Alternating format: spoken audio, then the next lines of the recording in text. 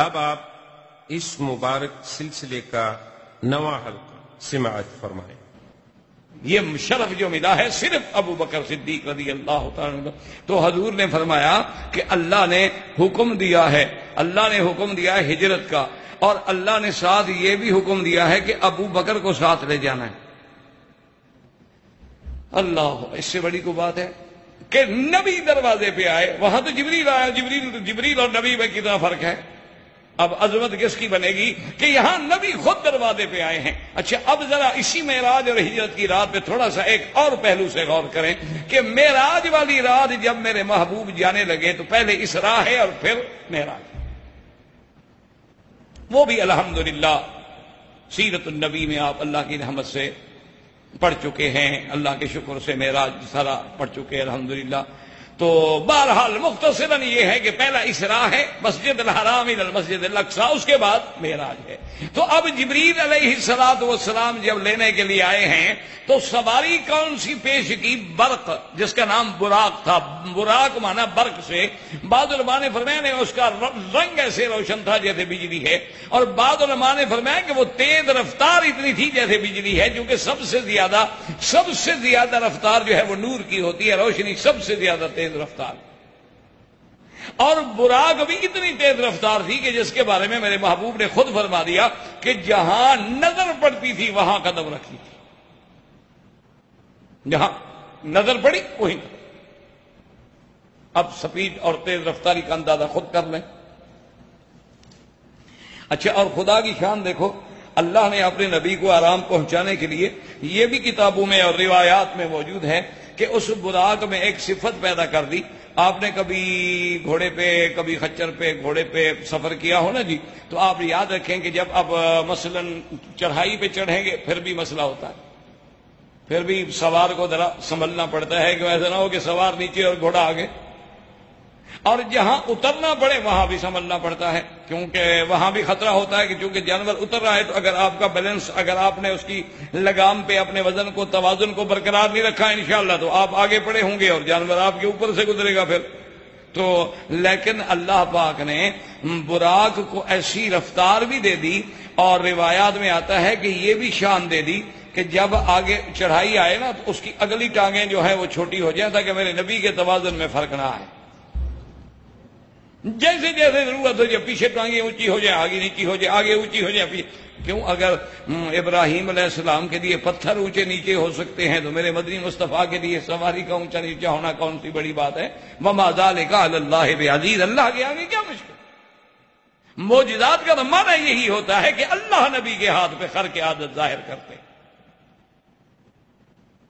تو اب جناب دیکھیں، اب اس پہ تھوڑا غور کریں انشاءاللہ تاکہ اللہ کرے کہ مقام صدیق سمجھ آ سکے کہ جبریل علیہ السلام نے معراج والی رات جو سواری پیش کی اس کا نام کیا تھا؟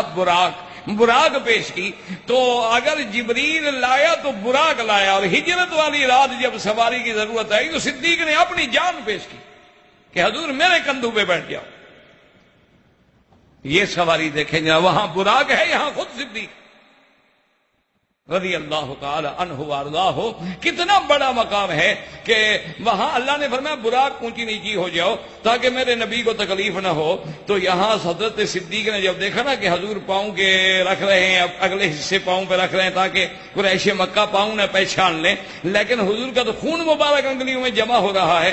تو حضرت صدیق نے کہا یا رسول اللہ، میں آپ کی تکلیف برداشت نہیں کر سکتا، آپ مہربانی کر کے میں بیٹھ جاتا ہوں، میرے کندھے پہ بیٹھ جائیں، آج ابو بکر اٹھا کے لے جائے گا۔ تو یہ مقام بھی صرف ابو بکر کو ملا ہے کہ حضور کو کندھے پہ بٹھائے اور جبل ثور کی چڑھائی چڑھ جائے۔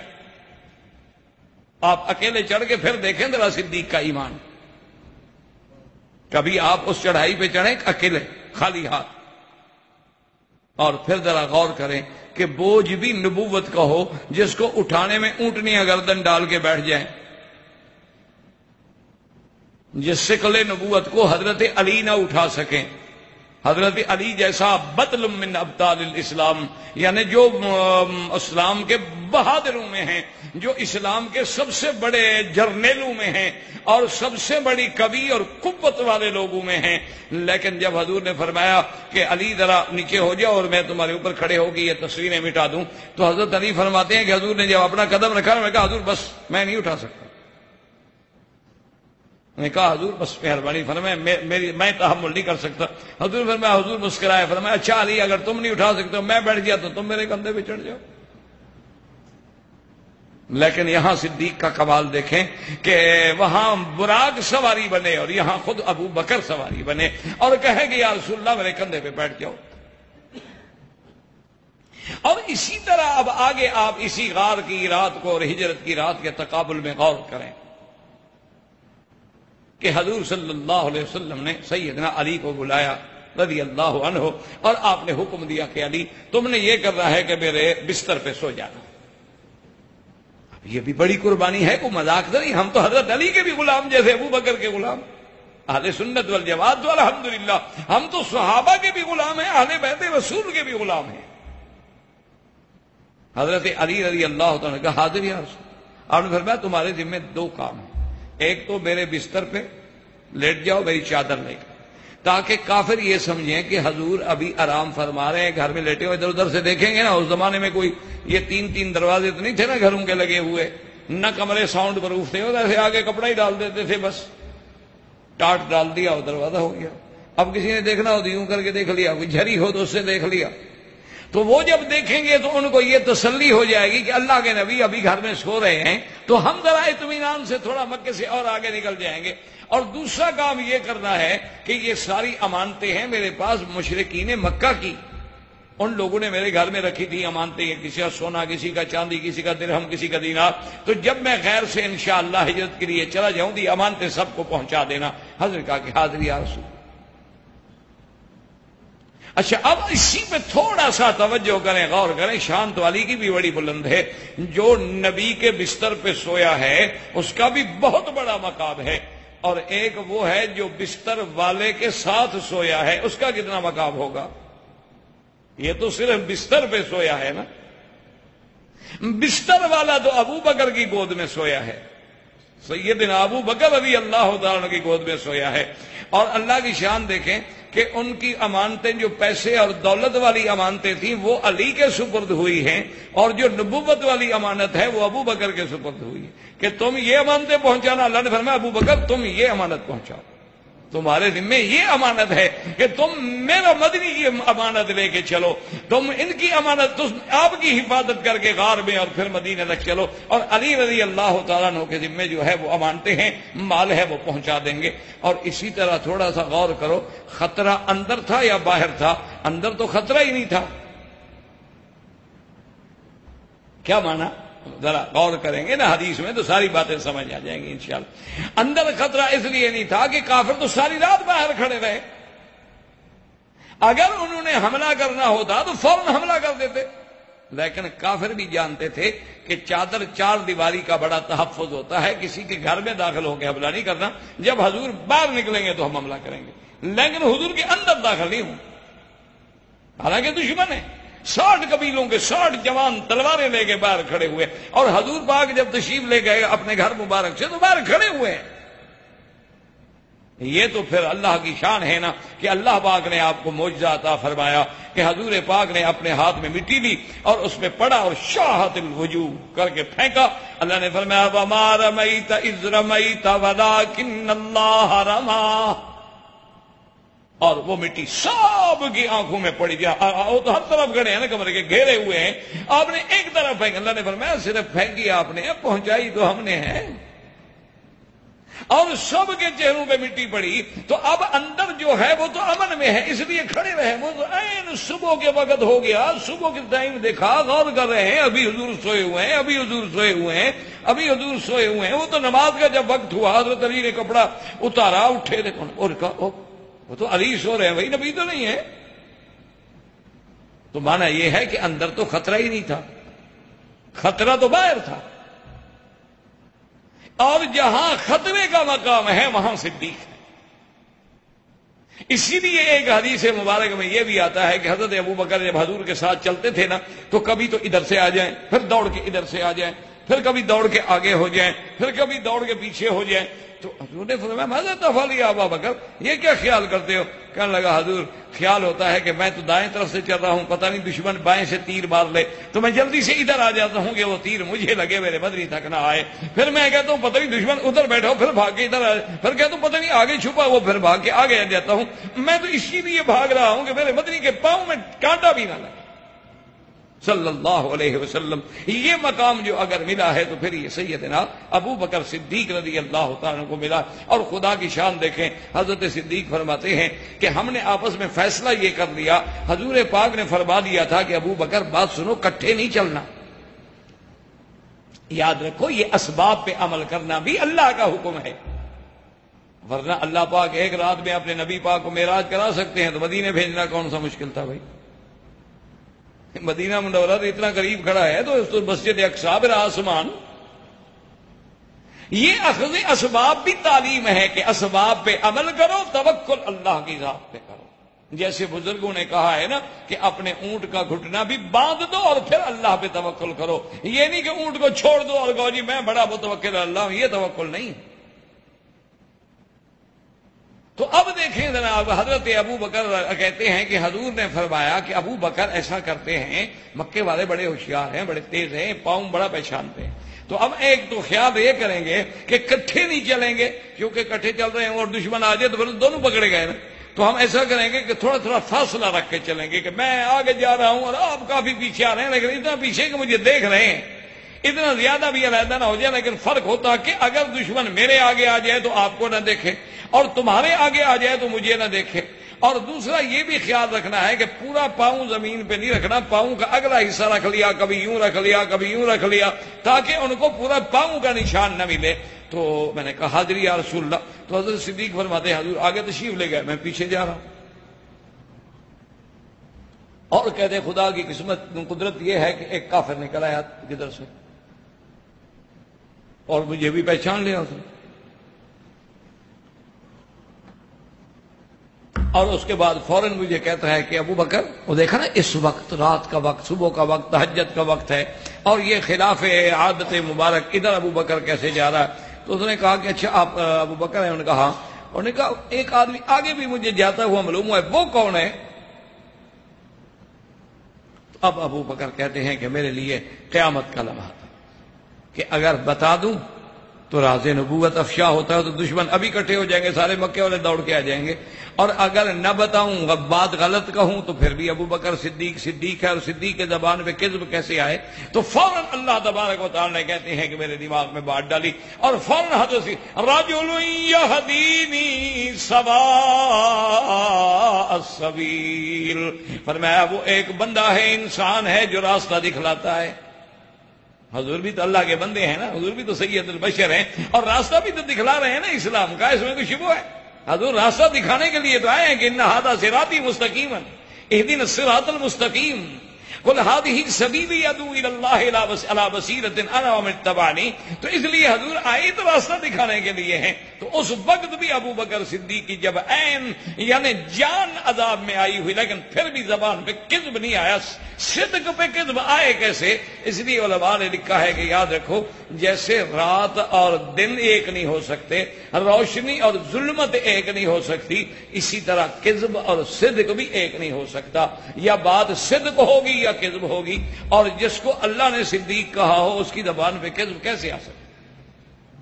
جس کا کام ہی صدق ہو، الذی جاء بالصدق وصدق به اولئک هم المتقون. تو اللہ تبارک و تعالی نے یہ مقام عظمت جو ہے یہ بھی سیدنا ابو بکر صدیق رضی اللہ تعالی عنہ کو ملا ہے. اور اسی طرح دیکھیں کہ ساتھ جانے والے کون ہیں؟ صدیق. اور بعد میں خدمت کرنے والے کون ہیں؟ حضرت صدیق کی بیٹی. اچھا کھانے پہنچانے والے کون ہیں؟ حضرت صدیق کی بیٹی. خبر پہنچانے والے کون ہیں؟ حضرت صدیق کا بیٹا. اور جناب آپ کے اس راز کو چھپانے کے لیے کام کرنے والے کون ہیں؟ حضرت صدیق کا غلام. کہ جب آپ کی بیٹی آپ کا بیٹا جاتے نا خبر پہنچانے کے، وہ پیچھے بکریاں لے کے چل پڑتا تاکہ ان کے پاؤں پر بکریوں کے پاؤں آ جائیں اور پتہ لگے کہ کوئی کہاں گیا ہے یا نہیں گیا.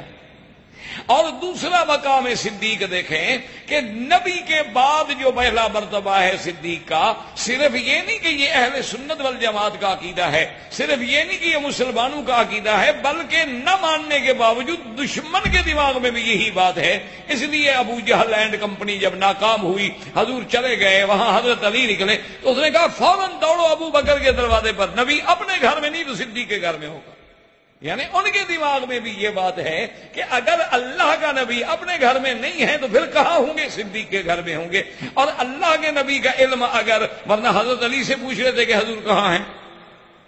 بات کو سمجھیں، ذرا غور کریں احادیث رسول میں۔ حضرت علی تو موجود ہیں نا، بستر پہ اٹھ کے کھڑے ہیں سامنے، ان سے پوچھنے تھے کہ بھی حضور صلی اللہ علیہ وسلم کہاں ہیں، لیکن ان سے نہیں پوچھتے۔ سیدھا ابو جہل آتا ہے اور سیدنا ابی بکر کے دروازے پہ آ کے کنڈی کھٹکھٹاتا ہے، اور باہر کون نکلتی ہے؟ بی بی اسما بنت ابی بکر، آپ کی بچی ہے اور 7-8 سال عمر ہے بی بی اسما کی، اور کہتا ہے کہ این ابی بکر، کہاں ہے ابی بکر؟ اور بی بی کہتی ہے اللہ اعلم، اللہ جانتے ہیں کہ اس وقت ابو بکر کہاں ہوں گے۔ دیکھو نا، صدیق کی بیٹی ہے، جھوٹ تو نہیں بولا نا، اس وقت ابو بکر کہاں ہوں گے۔ حضرت قاسم نانوتوی رحمۃ اللہ علیہ فرماتے ہیں ان کے انگریزوں کے دور میں جب انگریزوں کی مخالفت کا زمانہ تھا تو ان کے وارنٹ گرفتاری جاری ہو گئے کہ بھی وہ علماء حق کو جب گرفتار کیا جا رہا تھا، بڑی تفصیل کی بات ہے، تو اتفاق ایسا ہوا کہ انگریزوں کے پولیس جو ہے وہ ڈھونڈتے حضرت نانوتوی رحمۃ اللہ علیہ اپنے مقام کے بجائے کسی اور مسجد میں قیام فرما تھے، تو وہ بھی آخر پولیس والے تھے اور انگریز کی پولیس والے تھے، وہ ڈھونڈتے اسی مقام پہ آ گئے جہاں حضرت قاسم نانوتوی رحمۃ اللہ علیہ تھے۔ اور اتفاق ایسا ہوا کہ اس وقت وہ بدبخت آئے، ان کو بھی رپورٹ تھی نا جی کہ آپ بالکل نفل پڑھ کے مسجد کے صحن میں کھڑے ہیں اور جہاں آپ نے رہنا تھا اسی طرف جا رہے ہیں، اور سپاہیوں نے گھیر لیا۔ اچھا، خدا کی شان یہ ہے کہ کوئی پہچانتا نہیں تھا، اللہ کی شان یہ تھی کہ باہر کی پولیس آئی ہوئی تھی نا، بڑے بڑے ان لوگوں نے پورے ضلع سے اور اپنے مرکز سے اور ہیڈ کوارٹر سے اور ہر جگہ سے ٹیمیں منگوائی تھی پکڑنے کے لیے، تو جو ٹیم آئی تھی وہ جانتی نہیں تھی، ان کو پتہ یہ لگا تھا، رپورٹ یہ تھی کہ اسی مسجد میں نماز پڑھتی ہیں اور ساتھ ہی کوئی مکان ہے جہاں رہتے ہیں۔ تو اب حضرت قاسم نانوتوی رحمۃ اللہ علیہ سے انہوں نے آ کے خود پوچھا کہ بھائی وہ داڑھی والے تو پولیس والے تھے نا، مولوی قاسم نانوتوی کا پتہ کہاں ہے؟ تو حضرت جہاں کھڑے تھے نا تھوڑا 3 قدم ہٹ کے انہوں نے کہا ابھی تو یہی تھے، بڑے لوگوں کی بڑی باتیں ہوتی ہیں، تو وہاں سے تھوڑا سا ہٹ گئے نا بات کر، ابھی تو یہی تھے۔ تو انہوں نے کہا یار ہم لیٹ پہنچے، حضرت تو نکل گئے، تو پولیس والے واپس چلے گئے، وہ واپس چلے گئے تو حضرت تشریف لے گئے۔ تو یہ جو بات تھی نا جی، تو حضرت ابو بکر صدیق رضی اللہ تعالی، اس کو کہتے ہیں توحید۔ ابراہیم علیہ السلام نے کہا نظرۃ فی النجوم فقال انی سقیم، حالانکہ بظاہر تو آپ نے بھی کہا کہ کذب ہے، لیکن اللہ کے نبی تو جھوٹ سے پاک ہوتے ہیں۔ تو خیر بہرحال وہ ایک لمبی بحث ہے۔ تو اب بی بی اسما صدیقہ رضی اللہ تعالی عنہ کہتی ہیں کہ ابو جہل اللہ عالم، اللہ جانتا ہے اس وقت ابو بکر کہاں ہوئے، مجھے کیا پتا۔ تو ابو جہل نے غصے میں آ کے بدبخت نے تھپڑ مارا۔ تو سب سے پہلا تھپڑ اگر کسی بچی کے منہ پہ لگا ہے تو نبی کی محبت کی قربانی میں وہ بھی ابو بکر کی بیٹی کے چہرے پہ لگا ہے، اور اس بدبخت نے اتنے زور سے مارا، مورخین نے لکھا ہے کہ دائیں طرف تھپڑ مارا تو بائیں کان کی بالی جو تھی نا وہ ٹوٹ کے ٹوٹ گیا۔ اتنی پتھر، اتنی زبردست چوٹ کھانے کے بعد بھی اسما کی زبان نہیں کھلی، اس نے کہا میں نہیں جانتی اس وقت ابو بکر کہاں ہوں۔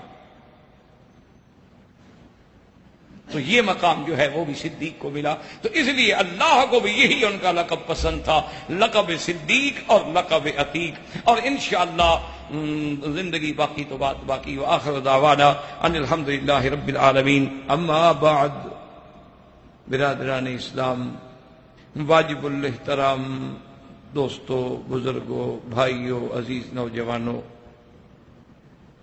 خلفائے راشدین کی عظمت، ان کی منقبت، ان کی شان کے بارے میں یہ سلسلہ دروس اللہ کی رحمت سے جاری ہے۔ اور درس سابق میں ہم نے سیدنا ابی بکر رضی اللہ تعالی عنہ، افضل الامت بعد النبی صلی اللہ علیہ وسلم، جو ساری امت میں سب سے افضل ہیں، یہ عقیدہ اہل سنت والجماعت ہے الحمدللہ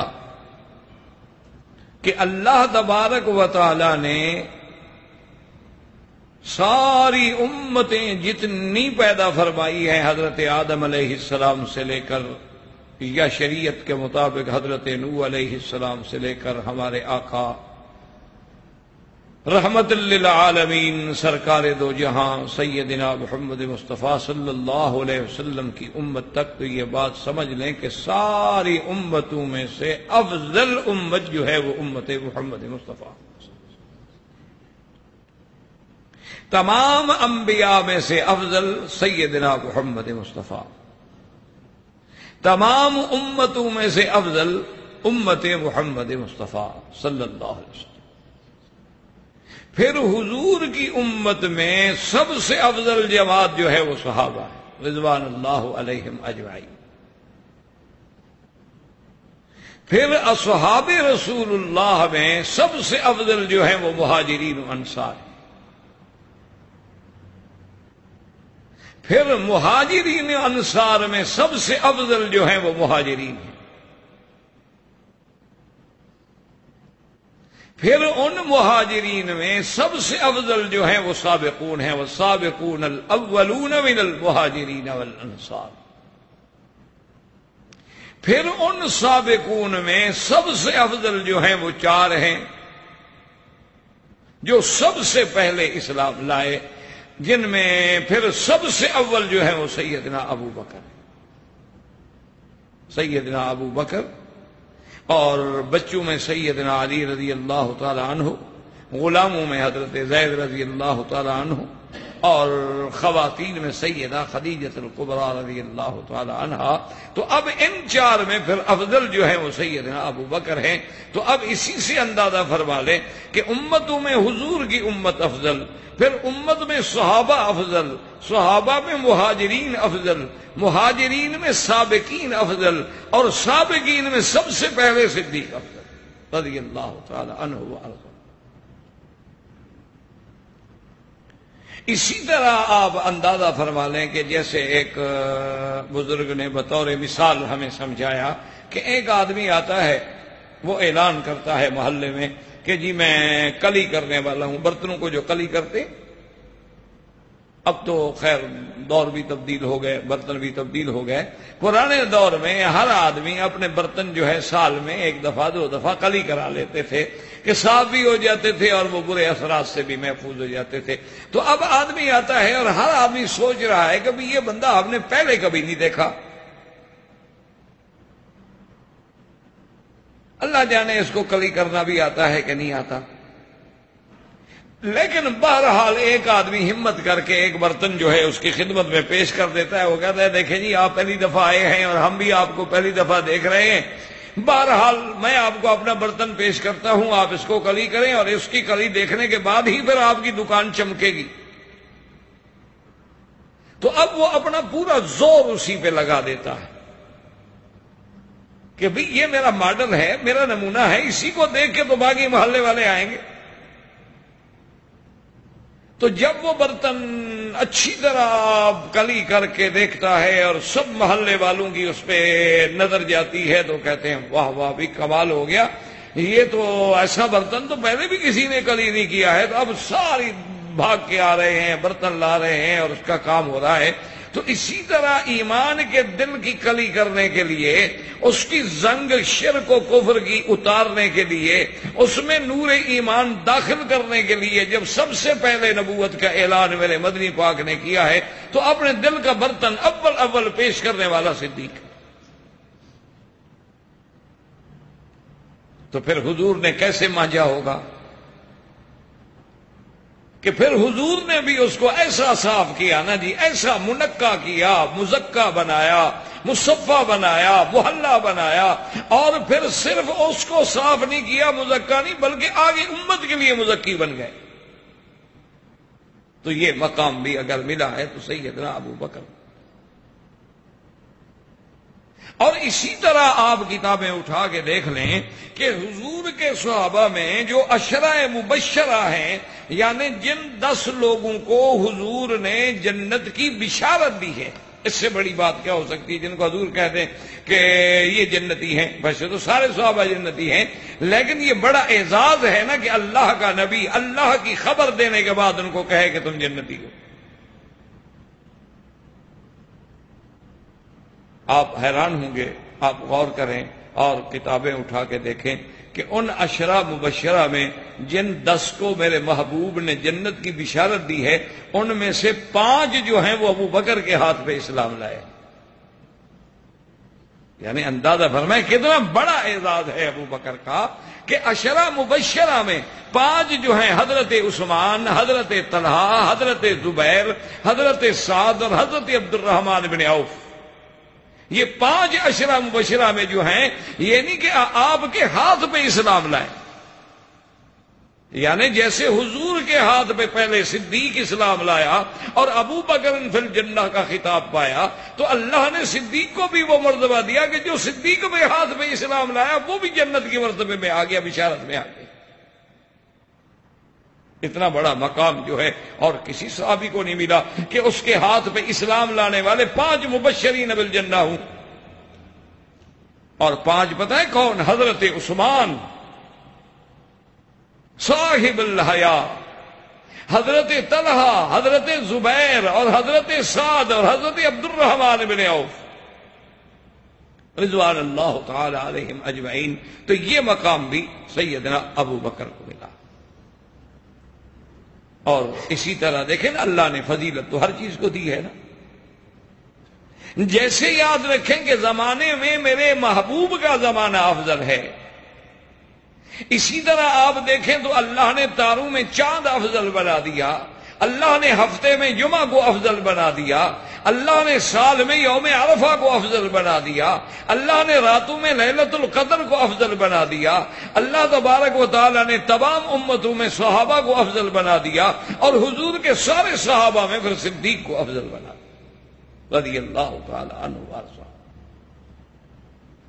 اور اللہ کی شان دیکھیں کہ یہ خداوند قدوس کا نظام ہے کہ خلفاء راشدین سب کہہ دیں رضوان اللہ علیہم اجمعین، کتنی بڑی شان ہے، یہ اللہ کا نظام ہے۔ دیکھیں نا جی میرا بھائی، آپ غور فرمائیں کہ پیغمبر تو سارے شان والے،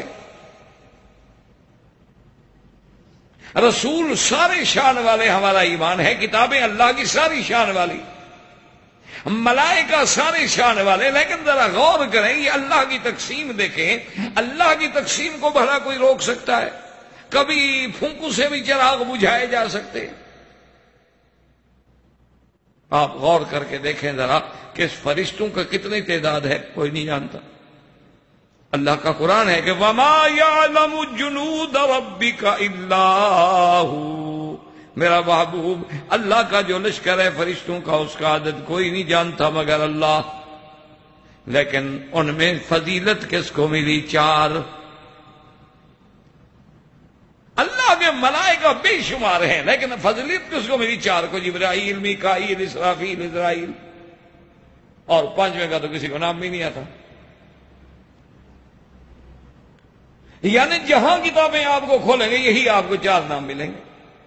قرآن میں جبرائیل و میکائیل، اور کہیں ملک الموت آ گیا، اسی طریقے سے اسرافیل آ گیا۔ تو اللہ نے اتنے کروڑہا 10 کروڑہا فرشتے جو ہیں ان میں فضیلت بخشی تو 4 فرشتوں کو اللہ نے 123 کتابیں اتاری، لیکن فضیلت ملی تو 4 کو ملی کہ آج پوری امت، پوری دنیا کی کتابیں کنگھال ڈالیں، آپ بڑے سے بڑا تیر ماریں گے، کیا نام نظر آئیں گے؟ تورات، انجیل، زبور، قرآن، اور آپ کو کچھ نظر ہی نہیں آتا۔ تو اللہ نے ان کتابوں میں اللہ کی اتاری ہوئی کتابیں، ہمارا ایمان ہے ساری افضل کہ اللہ کا کلام ہے، اللہ کی کتاب ہے، لیکن اللہ نے جو شہرت بخشی وہ ان 4 کو بخشی، اور کسی کو نہیں مل سکی۔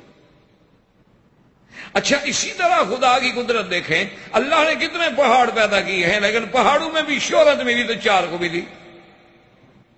اب یہ اللہ کا نظام ہے، کوئی بندوں کا نظام تو ہے ہی نہیں نا، کہ پہاڑوں میں بھی 4 پہاڑ، ایک طور سینا جہاں موسیٰ علیہ السلام کے ساتھ اللہ نے کلام فرمایا، اسی طرح جبل احد جس کو حضور صلی اللہ علیہ وسلم نے اپنا محبوب فرمایا کہ ھذا جبل یحبنا ونحبہ، اس سے بڑی بات کیا ہو سکتی ہے اور پہاڑ کی؟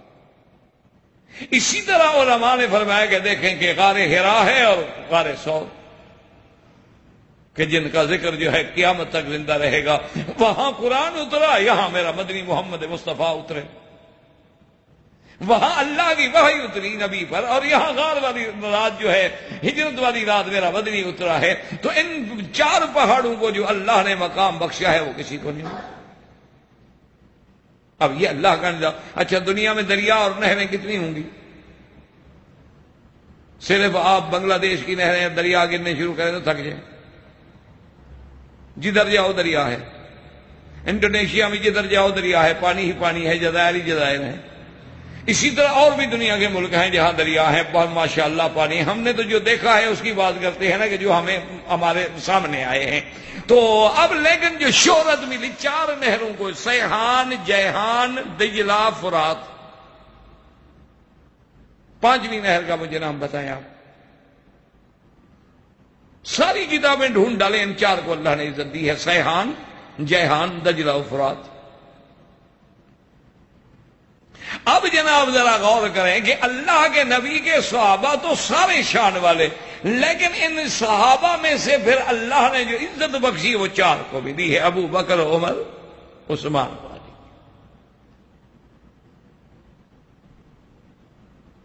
جو ان کو ملی رضوان اللہ علیہم اجمعین وہ کسی کو نہیں ملی۔ اچھا، اور آگے جائیں کہ ان کے بعد اللہ نے ائمہ فقہ میں سے جو شہرت 4 ائمہ کو بخشی ہے، پھر کائنات میں کسی 5ویں کو نہیں ملی۔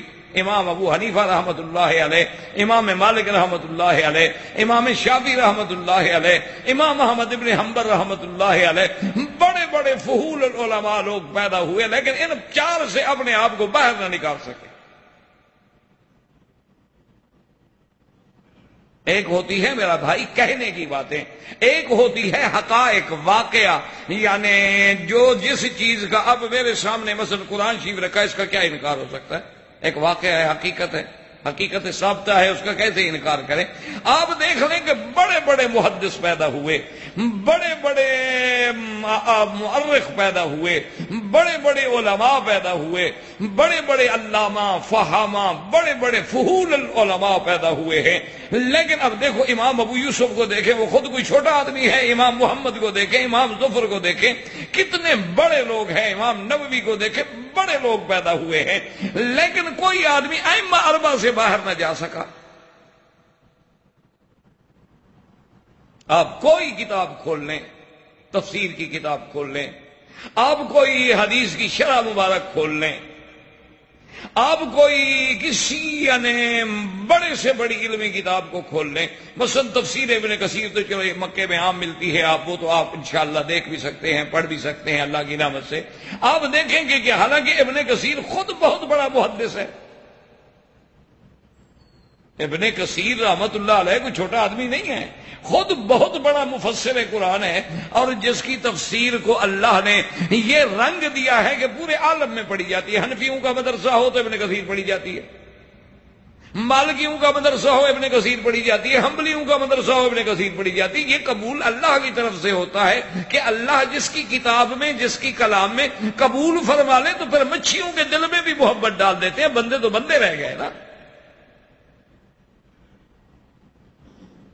آپ دیکھیں اتنا بڑا آدمی، اچھا مفسر قرآن ہے، محدث ہے، پھر سب سے اپنے دور کے عظیم مورخ ہے، تاریخ میں بھی ابن کثیر کا ایک مقام ہے، لیکن جب کوئی مسئلہ لکھے گا تو کہے گا کہ ہاں امام شافعی رحمت اللہ علیہ یہ فرماتے ہیں، اور اس مسئلے میں امام ابو حنیفہ رحمت اللہ علیہ یہ فرماتے ہیں۔ آپ اندازہ کریں کہ پھر اللہ نے ان کو کیسا مقام بخشا۔ تو یہ اللہ کے فیصلے ہیں، ورنہ یہ تو نہیں ہے نا کہ بعد میں علماء پیدا نہیں ہوئے ہوں گے، بڑے بڑے علماء پیدا ہوئے، بڑے بڑے لوگ پیدا ہوئے، لیکن ان سب نے یا تو وہاں فقہ حنفی تھی تو انہوں نے کہا جی یہ امام ابو حنیفہ رحمۃ اللہ علیہ کا فقہ کے مسئلے کے اندر یہ تحقیق ہے، یا فقہ شافی تھی یا مالکیہ تھے یا حنابلہ تھے رحمت اللہ علیہم اجمعین، اللہ ان سب پہ کروڑوں رحمتیں فرمائے. لیکن جیسے یعنی محمد مدنی کے یاروں میں اللہ نے 4 کو شہرت بخشی ہے، پھر اسی طرح اللہ نے ائمہ فقہا میں بھی 4 کو شہرت بخشی ہے، 5ویں کو وہ مقام نہیں مل سکا. آپ حضور کے صحابہ کی 4 کی تعریف کریں تو کسی کی توہین ہوگی؟ نا، ایمان تو ہمارا سب پر ہے.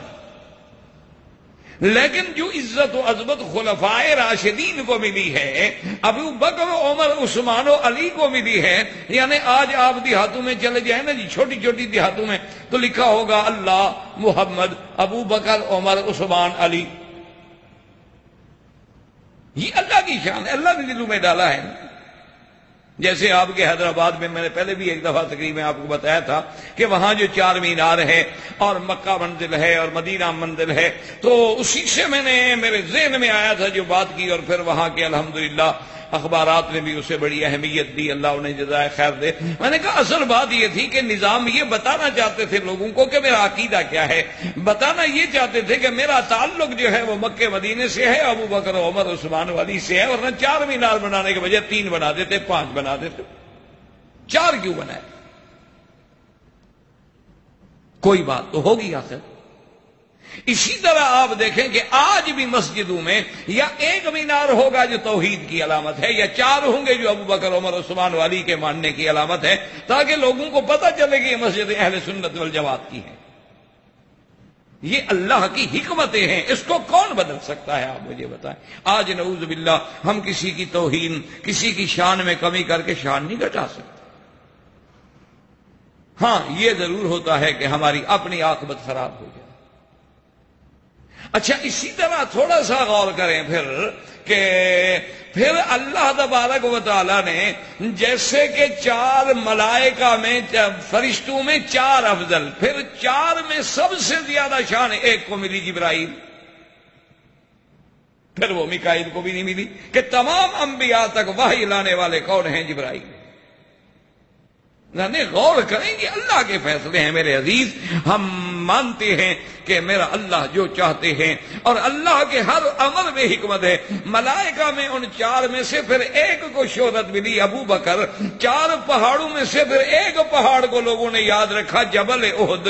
اور اسی طریقے سے دیکھ لیں کہ حضور صلی اللہ علیہ وسلم کے 4 صحابہ میں سے پھر ابو بکر کو جو مقام ملا، اور 4 ائمہ میں امام ابو حنیفہ کو جو مقام ملا وہ کسی کو نہیں. یہ اللہ کی شان، یہ اللہ کے فیصلے ہیں، اللہ تبارک و تعالیٰ کی رحمتیں ہیں. اللہ تبارک و تعالیٰ کے حکم کے بغیر کوئی پتہ بھی نہیں ہلتا ہے، ورنہ ہم احترام سب کا کریں گے اور کسی کی شان میں قطعی طور پر اللہ معاف فرمائے، اللہ معاف فرمائے. کیونکہ ہمارا یہ ایمان ہے کہ صحابہ کے بارے میں، ائمہ محدثین کے بارے میں، ائمہ مجتہدین کے بارے میں، ائمہ فقہا کے بارے میں، اولیاء اللہ کے بارے میں یا علماء کے بارے میں برائی کا کرنا تو بڑی بات ہے، سوچنا بھی اپنی عاقبت خراب کرنے کے برابر ہوتا ہے. اللہ محفوظ رکھے، اور اللہ ہم سب کو سب کا ادب اور احترام کرنے کی توفیق عطا فرمائے. تو اب اسی طرح دیکھیں جی کہ یہ شان ہے. جیسے علماء نے فرمایا کہ ستاروں میں چاند افضل ہے، اسی طرح دنوں میں، ہفتے میں جمعہ افضل ہے، اور سال میں عرفہ افضل ہے، راتوں میں لیلۃ القدر افضل ہے، مہینوں میں رمضان افضل ہے، امت میں حضور کی امت افضل ہے، پھر امت میں صحابہ افضل ہے، اور ان سب میں پھر صدیق افضل ہے رضی اللہ تعالی عنہ وارضاہ. اور اسی ضمن میں الحمدللہ، اور یہ بات صرف ہم نہیں کہتے بلکہ سیدنا علی رضی اللہ تعالی عنہ سے بھی جب پوچھا گیا تو آپ نے بھی یہی فرمایا کہ خیر الامت بعد نبیہا ابو بکر، کہ اللہ کے نبی کی امت میں نبی کے بعد اگر کوئی افضل ہے تو ابو بکر ہے رضی اللہ تعالی عنہ. اور سابقہ درس میں نے عرض کیا تھا کہ اللہ نے دیکھیں کہ لیلۃ الہجرہ جو ہے، ایک لیلۃ المعراج تھی اور ایک لیلۃ الہجرہ، جس پہ ہمارا درس الحمدللہ چل رہا تھا اور جس پہ ختم ہوا تھا. اب ان دونوں راتوں کو سامنے رکھیں. معراج والی رات حضور پاک کی جسد مبارک کی جو امانت ہے وہ کس کے سپرد ہوئی؟ جبریل کے. کیوں؟ سب سے بڑا امین. اللہ کے فرشتوں میں جس کا خاص لقب آیا امین، نزل بہ الروح الامین علی قلبک لتکون من المنذرین۔ اللہ پاک نے فرمایا میرا محبوب یہ وہ روح جو امانت والا ہے وہ لے کے قرآن اترا تیرے دل مبارک پہ۔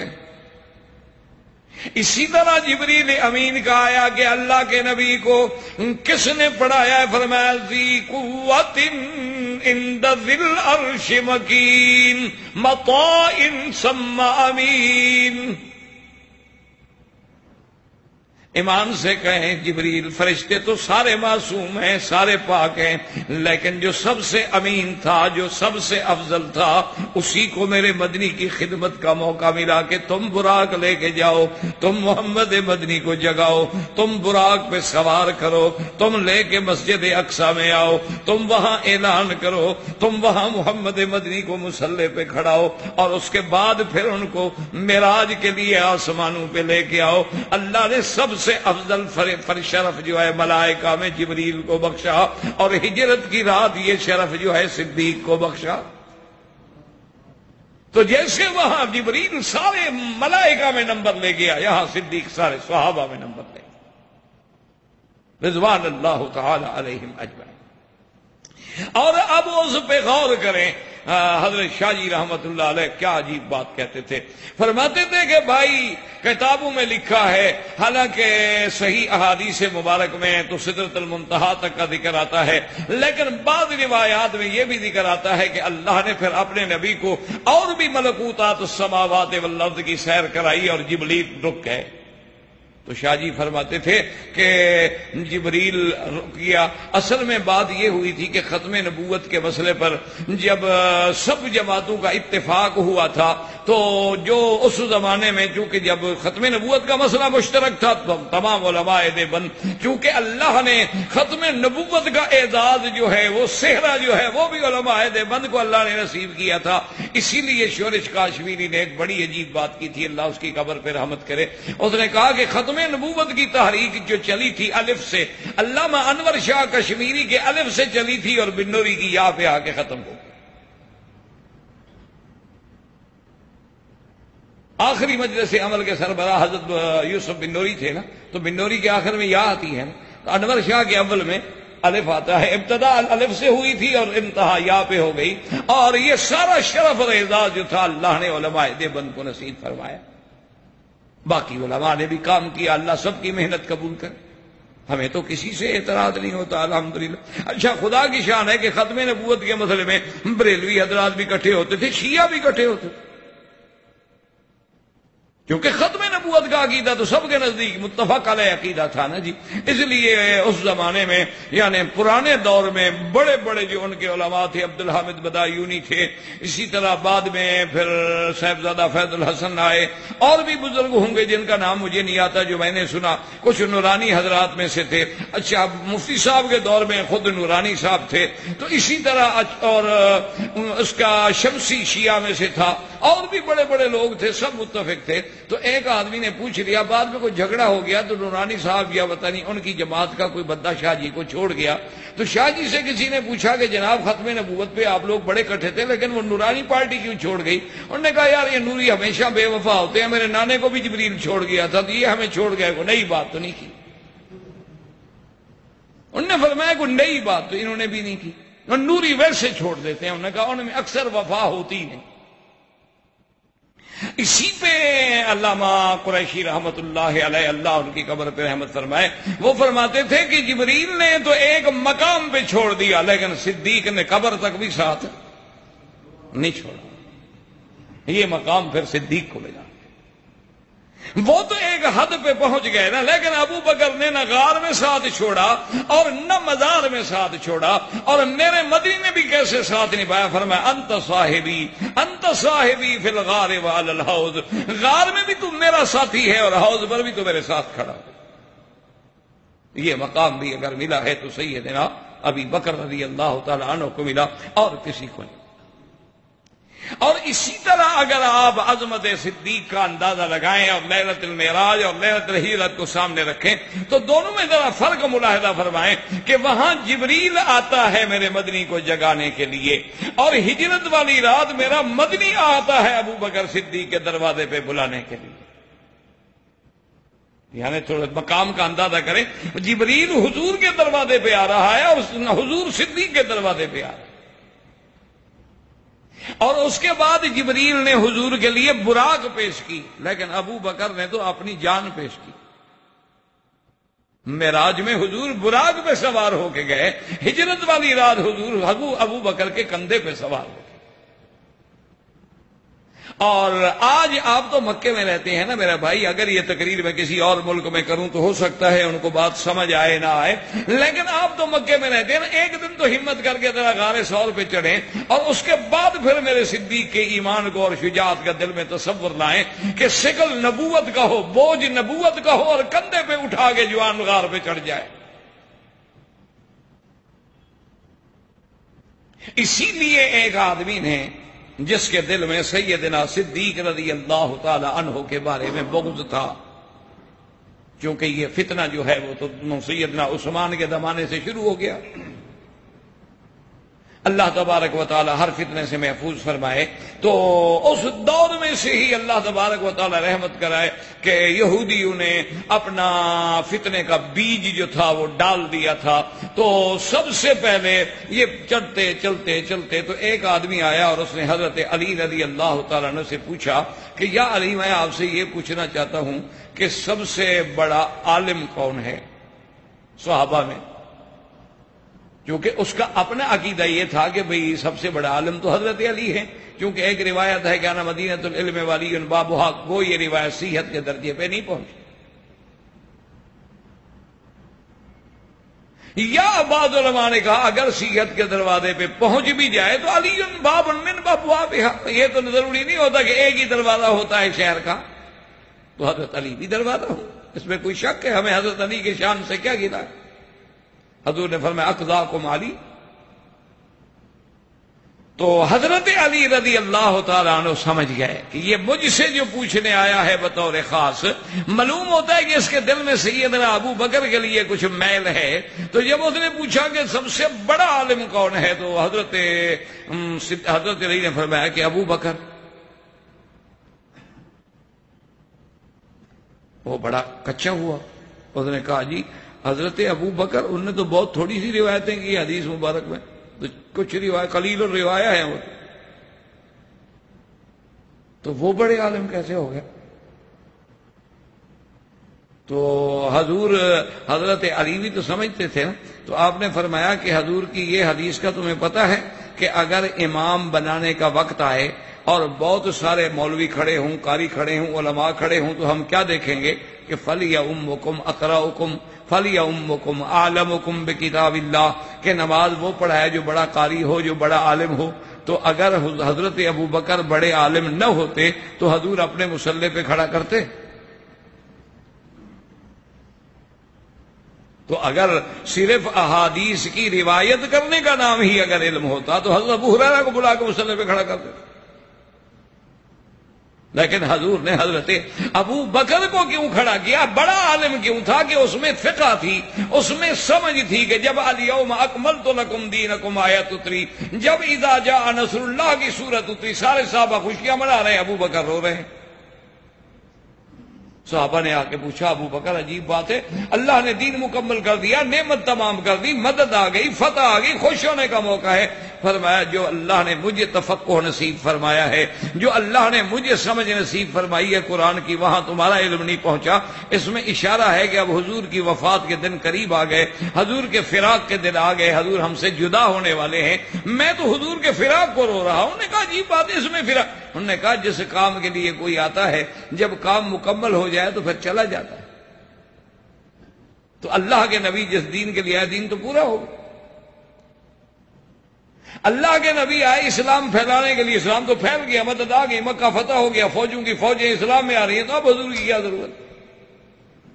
تو مانا ہے کہ اب حضور کے جانے کے دن آ گئے. تو یہ علم ابو بکر کو تھا جو اور صحابہ کو نہ ملا, یا پھر حضرت عباس رضی اللہ عبداللہ ابن عباس رضی اللہ تعالی نصیب ہوا. تو اعلمکم بکتاب اللہ ابو بکر ہوئے. تو وہ چپ ہو کے اس نے کہا ابھی یہاں تو کوئی بات نہ بن سکی. میں حضرت ابو بکر کے بارے میں چاہتا تھا کہ کوئی بات حضرت علی فرمائیں. حضرت علی نے تو ان کو اور بڑھا دیا, اور شان بڑھا دی.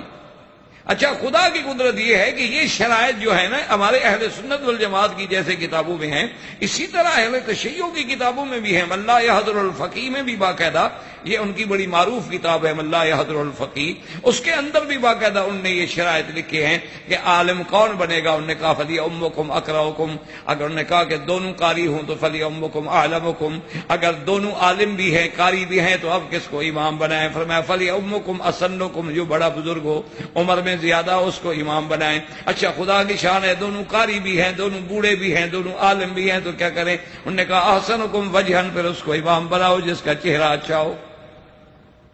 ان کی کتابوں میں بھی وہ شرائط موجود ہیں جو اہل سنت والجماعت کی کتابوں میں. تو اب مانا یہ ہوا کہ آخر ابو بکر میں یہ صفات تھی تو حضور نے فرمایا کہ مروا ابا بکر فلیصلی بالناس. اور اسی طرح حضرت لکھنوی رحمت اللہ علیہ فرماتے تھے, حضرت مولانا عبد الشکور لکھنوی رحمت اللہ علیہ, اللہ ان کی قبر پہ کروڑ رحمتیں فرمائے, وہ فرمایا کرتے تھے کہ دیکھو کہ جب حضور کو اللہ نے حکم دیا تو حضور نے ابو بکر کو امام بنایا, اور جب امام بنایا تو وہ جگہ جگہوں میں افضل, وہ جماعت جماعتوں میں افضل کے نماز پڑھنے والے کون ہیں, صحابہ ہیں یا اہل بیت رسول اللہ ہیں, اور ابو بکر کو نماز کی امامت کے حکم دینے والے نبیوں میں افضل. فرمایا جب حکم دینے والا بھی افضل, وہ مسجد بھی افضل, وہ مقتدی بھی افضل, تو پھر ابو بکر کی افضلیت میں کیا شبہ ہوگا کسی کو. تو اب اس نے دوسرا سوال کیا, اس نے سوچا کہ بھائی اس طرح تو کام نہیں بنتا ہے, ہم یہ سوال پوچھ لوں تاکہ اس پہ حضرت علی جواب نہیں دے سکیں گے. اس نے کہا اچھا حضرت صحابہ میں سب سے بڑا بہادر کون ہے, کیونکہ حضرت علی تو بہادری میں مشہور تھے نا, بطر من ابطال الاسلام, جیسے حضرت خالد بن الولید, حضرت اکرمہ, حضرت علی رضوان اللہ علیہم اجمعین, یہ تو بہادری میں اور شجاعت میں یعنی ضرب المثل تھے. حتیٰ کہ کبھی کبھی جنگ ہوتی نا تو مقابلہ ہوتا, مبارزہ ہوتی. حضرت علی میرے مدنی پاک کو اتنے محبوب تھے, آپ فرماتے علی ٹھہرو, تم ہر بات میں اپنے آپ کو آگے کر دیتے ہو. یعنی حضور چاہتے کہ یہ دشمن کے سامنے نہ جائے, محبت کی بات. اور حضرت علی سب سے پہلے اپنے آپ کو پیش کرتے رضی اللہ تعالی عنہ. تو اس نے یہ دوسرا سوال کیا بڑا سوچ کے کہ من اشجع الناس, بہادر کون ہے. حضرت علی نے دیکھا, فرمایا ابو بکر.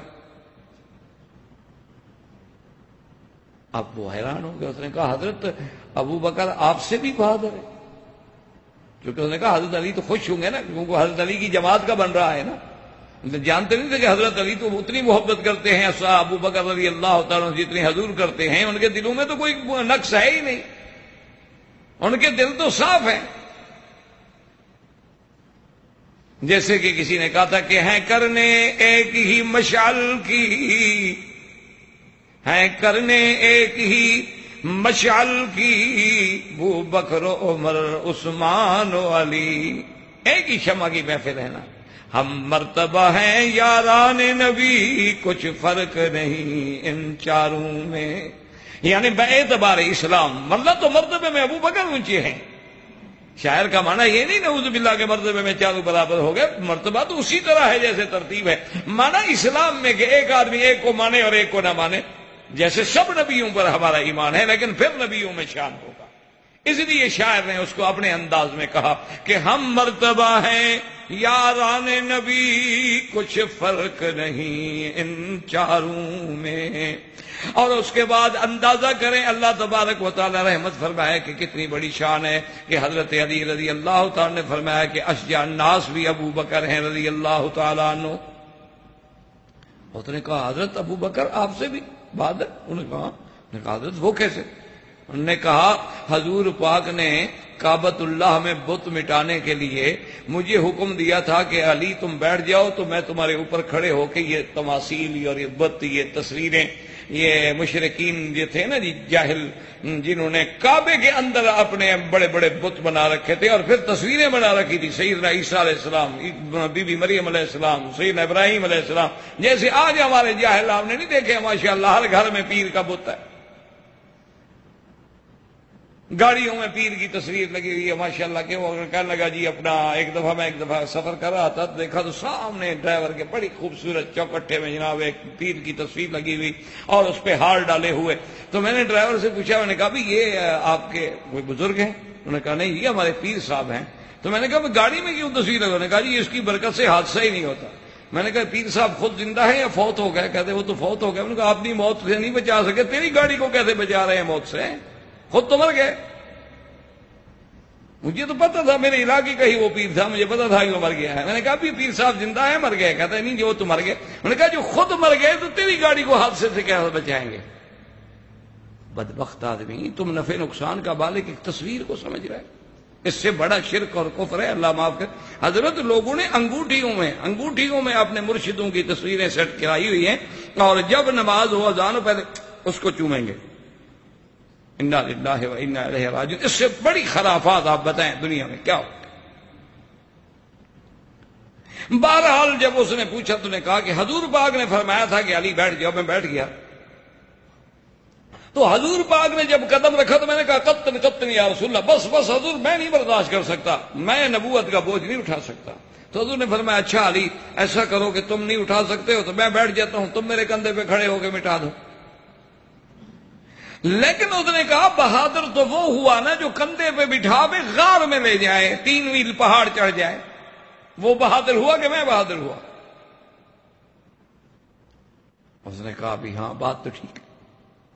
تو اس لیے ذرا اب غار یعنی شب معراج اور شب ہجرت کو دیکھیں، شان دیکھیں اللہ تبارک و تعالیٰ کی، اور اس کے بعد دیکھیں کہ جب سیدنا ابی بکر رضی اللہ تعالی عنہ اور حضور صلی اللہ علیہ وآلہ وسلم نکلے ہیں تو حضور کے بستر پہ اپنا جو ہے وہ حضرت علی ہیں، بستر والے کے ساتھ محمد مصطفیٰ کے حضرت صدیق۔ آپ غار میں پہنچے، اب وہاں ذرا غور فرمائیں، جب غار پہ گئے تو حضرت صدیق نے عرض کیا کہ یا رسول اللہ ٹھہر جائیں، کیونکہ پتہ نہیں یہ تو مدتوں کی غاریں ہیں، پہاڑوں میں کون آتا ہے کون رہتا ہے یہاں، ہو سکتا ہے کہ غار میں اندر کوئی موذی، کوئی حشرات، کوئی چیزیں، کوئی ایسی خطرناک چیزیں ہوں جو آپ کی تکلیف کا باعث بنے، تو آپ ٹھہر جائیں میں ذرا اندر جا کے صاف کر لوں۔ تو حضرت ابو بکر داخل ہوئے، غار کو جھاڑا، صاف کیا، اور اس کے بعد کہا کہ حضور اب آپ تشریف لے آئیں۔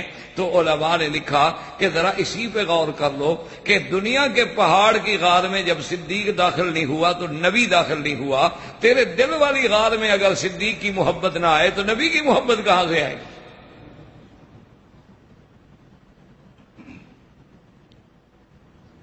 اچھا اسی طرح دیکھیں نا جی، اللہ سے دعا کریں اللہ دشمنی سے بچائے، دعا کریں اللہ پاک دشمنی سے بچائے، اللہ تحاسد سے بچائے، اللہ حسد سے بچائے، اللہ بغض سے بچائے، اللہ تبارک و تعالی بلا وجہ کی عداوتوں سے بچا لے، ورنہ لوگ تو پھر جو دشمن ہوتا ہے نا اس کو پھر فضیلت میں بھی وہ عیب نکالتا ہے کہ ایک آدمی نے اللہ معاف کرے سیدنا صدیق رضی اللہ تعالیٰ عنہ کے مخالفین میں کسی نے چٹ لکھی ہمارے ایک بزرگ کو کہ جی آپ اتنا بڑا زور سے بیان فرما رہے ہیں کہ ابو بکر صدیق نے حضور کا بوجھ اٹھایا اور حضور کو غار پہ پہنچایا اور پہاڑ پہ چڑھ گئے اور پہاڑ پہ چڑھ گئے، تو یہ کون سی فضیلت ہے؟ حضور صلی اللہ علیہ وسلم تو حدیث میں موجود ہے راکب علی الحمار، آپ گدھا پہ بھی چڑھے ہیں، تو جب آپ گدھا پہ چڑھ سکتے ہیں ابو بکر پہ بھی بیٹھ گئے تو کیا ہو گیا؟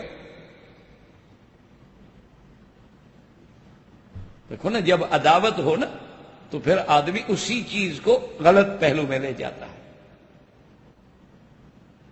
اور جب محبت ہو، اسی لیے کسی نے کہا تھا نا جی کہ تعصب کی نگاہوں میں نہ یوسف بھی حسین ٹھہرے۔ اگر دل میں تعصب آ جائے نا، تعصب کی نگاہوں میں نہ یوسف بھی حسین ٹھہرے اور محبت کی نگاہوں میں تو زنگی مہاجبی ٹھہرے۔ اصل بات محبت کی ہوتی ہے۔ تو اس بزرگ نے جب سنا انہوں نے کہا کہ بالکل میرا بھائی، جیسے حدیث میں ہے کہ حضور ابو بکر کے کندھے پہ سوار ہوئے، ہم اس کا انکار نہیں کرتے، اسی طرح حدیث میں ہے کہ حضور نے بغلہ پہ یعنی خچر پہ بھی سواری کی، حضور نے اونٹنی پہ بھی سواری کی، حضور نے گھوڑے پہ بھی سواری کی، حضور نے گدھا پہ بھی سواری کی۔ ہم تو کسی حدیث کا انکار نہیں کرتے، ہمارا تو ہر حضور کے فرمان پہ گردن خم ہے۔ لیکن بات سوچ لو، تم نے ہماری بات کو سمجھا نہیں ہے یا سمجھنا نہیں چاہتے ہو۔ ہم کہتے ہیں جس اونٹنی پہ حضور چڑھے ہیں وہ ساری دنیا کی اونٹنیوں میں افضل ہے، جس گھوڑے پہ حضور چڑھے ہیں وہ ساری دنیا کے گھوڑوں میں افضل ہے، جس خچر پہ حضور چڑھے ہیں وہ ساری دنیا کے خچروں میں افضل ہے، اور جس گدھا پہ حضور چڑھے ہیں وہ ساری دنیا کے گدھوں میں افضل ہے، اور جس بندے پہ محمد چڑھا ہے وہ بندہ بھی ساری دنیا کے بندوں سے افضل ہے۔ انہوں نے کہا بات تو ہم بھی یہی کہتے، ہم تو انکار نہیں کرتے۔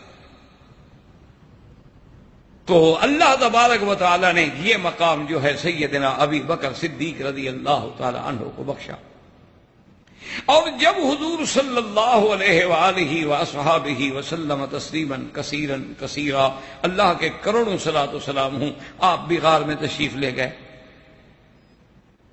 اب جناب کفار جو تھے وہ ڈھونڈتے ڈھونڈتے ڈھونڈتے ڈھونڈتے پہاڑ پہ آ گئے۔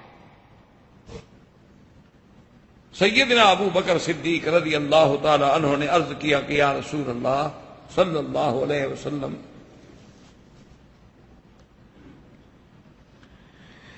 صلی اللہ علیہ وسلم کہ ہمیں جب نیچے سے دشمن کے پاؤں نظر آ رہے ہیں، غار میں سوراخ ہوتے ہیں نا، کچھ یعنی فرق رہ جاتا ہے، اس کے اندر درز رہ جاتی ہے، تو اگر انہم لو نظروا تحت اقدامہم لرعونا، یا رسول اللہ اگر دشمنوں نے نیچے ویسے دیکھ لیا، بندہ دیکھتا تو ہے نا، کبھی نیچے بھی دیکھتا ہے، دائیں بائیں بھی دیکھتا ہے، آگے پیچھے بھی دیکھتا ہے، تو نیچے بھی دیکھتا ہے، اگر انہوں نے نیچے گردن جھکا کے دیکھا پھر تو ہمیں دیکھ لیں گے۔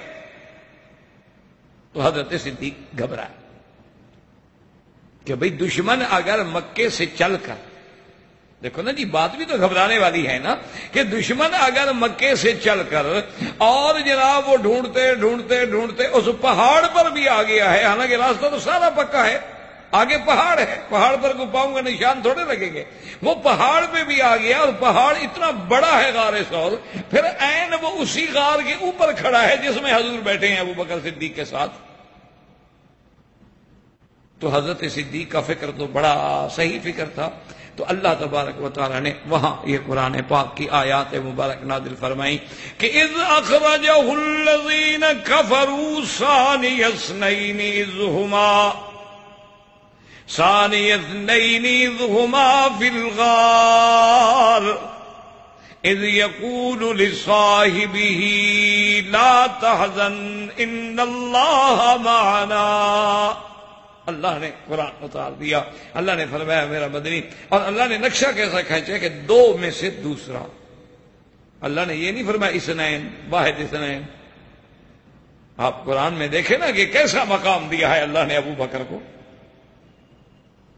اللہ نے فرمایا ثانی، ان دو میں سے دوسرا، یعنی بالکل اب وہ نبوت کے مقام کے قریب میرا مولا ذکر میں لے آئے ہیں، ورنہ نبی تو نبی ہے اور صدیق تو صدیق ہے، غیر نبی نبی نہیں بن سکتا، جیسے غیر صحابی صحابی نہیں بن سکتا، لیکن مالک جب اونچا کرنا چاہے، جیسے مصلی پہ حضور کے مصلی پہ کھڑا کر دے، حضور کے منبر پہ بٹھا دے، حضور کی یعنی اندازہ فرمائے کہ گود ابو بکر کی ہو اور سر رکھ کے سونے والا محمد مصطفیٰ ہو، اور اس کے بعد اللہ نے یہ مقام بخشا ہے کہ اللہ فرمائے الا تنصروہ فقد نصرہ اللہ۔ جیسے میں نے عرض کیا تھا کہ نصرت کے انداز مختلف ہوتے ہیں، بھوکے کی نصرت کھانا دینے سے ہوتی ہے، پیاسے کی نصرت پانی پلانے سے ہوتی ہے، اور کبھی نصرت باد صبا سے ہوتی ہے، اور کبھی نصرت جو ہے بدر میں فرشتے اتار کے ہوتی ہے، اور غار والی نصرت کیا ہے؟ صدیق کو ساتھ کر کے ہوتی ہے، فقد نصرہ اللہ اذ اخرجہ الذین کفروا۔ اور اللہ نے یہاں یہ بھی بتلا دیا کہ نکالنے والے کافر ہیں اور جانے والے کون ہیں؟ وہ تو محمد کے پروانے ہیں۔ اللہ نے نص میں فیصلہ کر دیا کہ اس وقت دو جماعتیں ہیں، ایک نکالنے والے ہیں، ایک نکلنے والے ہیں۔ اب خدا خود کہہ رہا ہے کہ نکالنے والے کون ہیں؟ اخرجہ الذین کفروا۔ یہ تو کبھی نہیں ہو سکتا، نکالنے والے کافر اور نکالنے والے یورپین دونوں ایک تھے، یہ تو کبھی نہیں ہو سکتا۔ تو معلوم یہ ہوتا ہے کہ اللہ نے اچھا اس کے بعد فرمایا کہ ثانی اثنین، دو میں سے دوسرا۔ اچھا کہا جا سکتا تھا کہ جی پتہ نہیں کون سا مقام ہے، اللہ نے فرمایا اذ ہما فی الغار، تعیین کر دی، غار تو ایک معین جگہ ہے نا، وہاں کوئی تیسرا ہے ہی نہیں، اب وہاں تو کوئی تصور ہی نہیں کر سکتا نا تیسرے کا، جگہ اتنی ہے۔ اذ ہما فی الغار اذ یقول لصاحبہ، اور ادھر نبی کہتے ہیں انت صاحبی علی الحوض۔ اس لیے علماء نے فرمایا کہ سارے قرآن میں اگر دیکھیں تو نص قطعی سے جس کی صحابیت صحبت ثابت ہے وہ صرف صدیق ہے، کہ اللہ نے جس کا نص میں ذکر کیا۔ اذ یقول لصاحبہ لا تحزن، اللہ نے فرمایا کہ جب میرا مدنی یہاں نقشہ کھینچا نا خدا نے کہ لکھنے والوں غور کرو، آنکھیں بند کر کے تصور کرو کہ جب دو میں سے دوسرا کہاں غار میں تھے اور کہنے والا کہہ رہا تھا ساتھی کو، کیا کہہ رہا تھا؟ لا تحزن، غم نہ کر، ان اللہ معنا، اللہ ہمارے ساتھ ہے، اللہ ہم دونوں کے ساتھ ہے۔ اب یاد کریں کہ بعض لوگ تعصب میں آ کر افراط و تفریط میں مبتلا ہو کے اللہ پاک سب کی ہدایت کے فیصلے فرما دے، وہ یہ کہتے ہیں کہ جناب یہ مسلمان جو تعریف کرتے ہیں، حالانکہ واقعہ تو اتنا ہے کہ حضرت صدیق نے بڑا شور مچایا، وہ بظاہر تو رو رہا تھا لیکن شور مچا رہا تھا، کیونکہ خود ہی ایسے کرتے ہیں نا، تو ہر آدمی کو اپنے عمل کا پتہ ہوتا ہے۔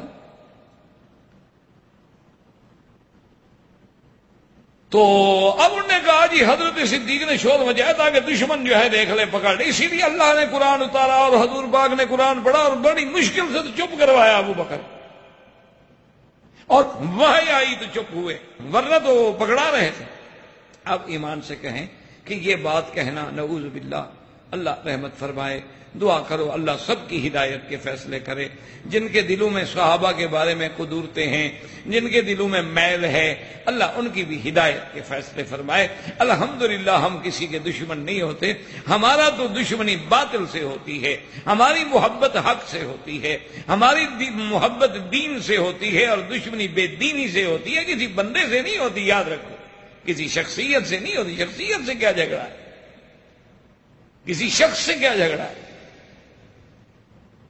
ہم تو سب کے لیے دعا کرتے ہیں۔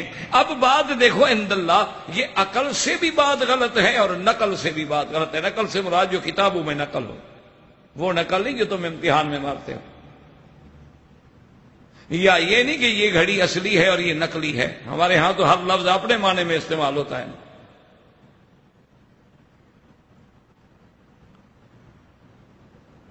جیسے عام طور پہ کہہ دیتے ہیں اچھا جی یہ حدیث مبارک تو صحیح ہے اور یہ پھر صحیح کے معنی میں یعنی غلط ہے۔ اللہ کے بندے مصطلحات الگ ہوتی ہیں، حدیث کی اصطلاحات اپنا مقام رکھتی ہیں۔ صحیح ہے، صحیح لذات ہی ہے، حسن لذات ہی ہے، حسن لغیر ہی ہے، ضعیف ہے، غریب ہے، مرسل ہے، مقطوع ہے، اس میں کیا کتنے اقسام، اپنی مصطلحات میں اس کا ترجمہ دیکھا جاتا ہے۔ وہ ترجمہ ہم ہر جگہ تو نہیں لگا دیں گے نا۔ تو اس لیے اب آپ سمجھیں کہ یہ بات عقل سے بھی خلاف ہے۔ اگر چلو کتابوں کو چھوڑ دو، ایمان سے کہو عقل سے، اللہ نے عقل تو عطا فرمائی ہے نا، کہ اگر حضرت ابو بکر غار میں شور مچا رہے تھے کہ کافر کو پتہ لگ جائے اور آ کے پکڑ لیں، تو جو کافر غار کے اوپر کھڑے تھے انہوں نے تو ابو بکر کا شور نہیں سنا۔ کیوں سنتے تو چھوڑ دیتے، پکڑ لیتے نا، انہوں نے نہیں سنا۔ تو یہ 1400 سال بعد ہمارے لوگوں نے کیسے سن لیا؟ ان کو کس نے بتایا؟ اور تو راوی وہاں ہے نہیں، یا حضور ہے یا ابو بکر ہے، تیسرا تو بندہ ہی نہیں نہ۔ ایمان سے کہو کوئی تیسرا راوی ہے وہاں اور تو کوئی بندہ ہے نہیں نا۔ اچھا جو بعد میں آئے ان کو کوئی پتہ بھی لگا تو حضرت ابو بکر کا غلام ہے، یا حضرت ابو بکر کی بیٹی ہے، یا حضرت ابو بکر کا بیٹا ہے، اور تو کوئی آیا نہیں، وہ اسی گھرانے کے. احباب کرام، اس کے بعد اب آپ اس مبارک سلسلے کی CD نمبر 10 سماعت فرمائیں.